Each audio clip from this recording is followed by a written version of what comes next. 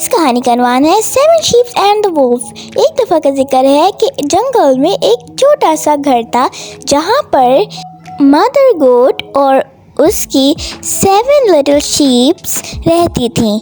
वो लोग रोज़ खेलते थे, मज़ा करते थे और बहुत इन्जॉय करते थे। पर एक दिन उसकी मम्मा ने उन शीप से कहा कि आज मुझे कुछ ग्रॉसरी का सामान लेने जाना है, तो तुम लोग घर पे अगर कोई भी आए तो दरवाज़ा मत खोलना, क्योंकि वुल्फ यहाँ आस-पास ही रहता है। तो अगर तुम लोगों ने मेरी गैर मौजूदगी में दरवाज़ा खोल दिया तो वुल्फ अंदर आएगा और तुम लोगों को खा जाएगा। तो शीप्स ने कहा ठीक है, हम ख्याल रखेंगे। पर उन्होंने कहा कि हमें कैसे पता चलेगा कि आप ही हैं दरवाजे पर। तो उस मदर गोट ने कहा कि तुम लोग मेरे नीचे से पैर देखना कि मेरे पैर वाइट होंगे और वुल्फ के पैर ब्लैक होते हैं और वुल्फ की आवाज़ भारी होती है और मेरी आवाज़ बहुत पतली और स्वीट है, तो इससे तुम लोगों को अंदाज़ा हो जाएगा। फिर थोड़ी देर में वुल्फ आया और उसने दरवाज़ा खटकाया और कहा, मेरे प्यारे बच्चों दरवाज़ा खोलो, मैं तुम लोगों के लिए बहुत सारे फल लाई हूँ, तुम लोग मज़े से खाना। पर फिर उन लोगों को याद आई अपनी मम्मा की बात। तो शीप्स ने कहा कि तुम हमारी मम्मा नहीं हो, तुम्हारी आवाज़ बहुत भारी है, हमारी मम्मा की आवाज़ बहुत ज़्यादा स्वीट है। तो फिर वुल्फ को बहुत गुस्सा आया। फिर वो गया एक शॉप पर और वहाँ से वो चौक लेकर आया और फिर उसने चौक खा ली। तो उसकी आवाज़ ज़रा पतली हो चुकी थी। फिर वो दरवाजे के पास गया, उसने खटकाया, उसने कहा, मेरे प्यारे बच्चों दरवाज़ा खोलो, मैं तुम्हारे लिए बहुत मज़े मज़े के फल लाई हूँ। फिर जब उन लिटिल शीप्स ने सुना कि उसकी आवाज़ बहुत पतली है तो उन्होंने सोचा चलो दरवाज़ा खोल देते। पर एक शीप ने कहा रुको, पहले उसके पैर तो देखो। उन्होंने पैर देखे तो उसके पैर तो ब्लैक थे, मतलब वो वुल्फ था।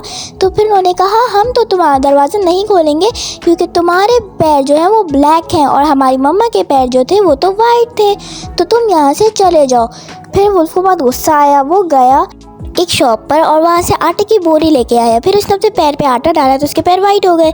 फिर वो गया उनके घर पे, दरवाज़ा खटकाया, उसने कहा मेरे प्यारे बच्चों दरवाज़ा खोलो, मैं तुम्हारे लिए बहुत अच्छे अच्छे फल लाई हूँ। फिर उसके बाद उन लोगों ने जब उसकी आवाज़ सुनी तो वो भी बहुत स्वीट थी और उसके पैर भी वाइट थे। फिर उन्होंने दरवाज़ा खोल दिया, पर उन्होंने जब देखा कि वहाँ वुल्फ है तो बहुत घबरा गए। वुल्फ अंदर आया और उन्हें पकड़ने लगा तो सारी बकरियाँ छुप गईं, पर एक जो थी वो क्लॉक के अंदर छुप गई तो वो जो थी वो बच गई, पर बाकी सारियों को वुल्फ खा गया। फिर जब उसकी मम्मा घर आई, इन्होंने देखा कि दरवाज़ा खुला हुआ, जल्दी भागती हुई अंदर आई। इन्होंने देखा कि कोई बकरी नहीं है उनकी। फिर इन्होंने एक रोने की आवाज़ आई। इन्होंने जब घड़ी खोल के देखी तो उन्होंने देखा कि वहाँ पे उनका सबसे छोटा जो शीप थी वो वहाँ पे बैठी है। मम्मा गोट ने उसे सारी तफसील पूछी तो फिर शीप ने उन्हें सब कुछ बताया। फिर वो लोग जंगल में गए। उन्होंने देखा कि वुल्फ दरख्त के पास सो रहा है। फिर उसकी मम्मा को एक आइडिया आया। वो सुई धागा लाई और उसका जो पेट था वो काटा और उसके अंदर से सारी शीप्स निकल गईं। और फिर उसके बाद उन्होंने कहा कि कुछ पत्थर लाओ, तो फिर उनकी शीप जो थी वो पत्थर ले आई।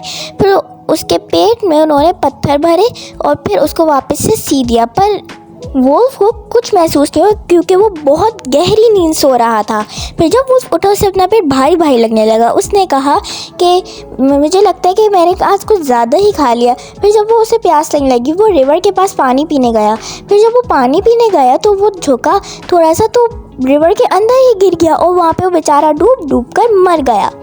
और इस बात से बकरियों को बहुत खुशी हुई और मम्मा गोट को भी। वो लोग अब रोज़ खेलते थे, रोज़ मज़े करते थे और अब छोटी बकरियों को पता चल गया था कि कभी किसी स्ट्रेंजर के लिए दरवाज़ा नहीं खोलना चाहिए और फिर वो सब खुशी खुशी रहने लगे। Thanks for watching and please like and subscribe my channel.